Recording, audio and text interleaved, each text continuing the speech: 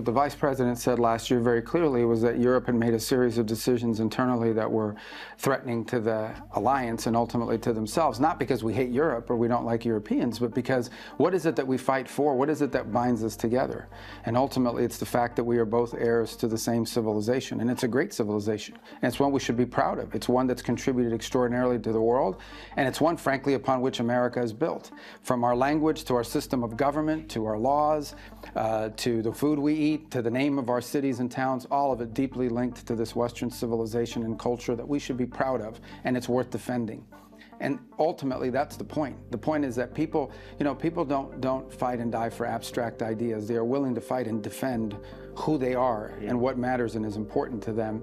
And that was the foundation he laid last year in his speech, and we add on into this year to explain to people that when we come off as urgent or even critical about decisions that Europe has failed to make or made, it is because we care.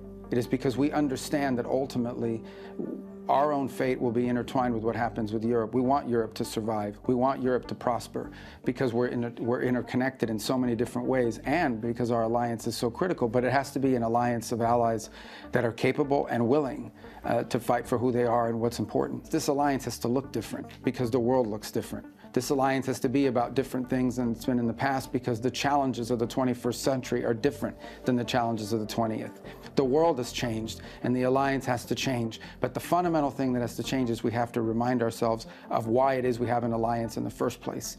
This is not just a military arrangement. This is not just some commercial arrangement.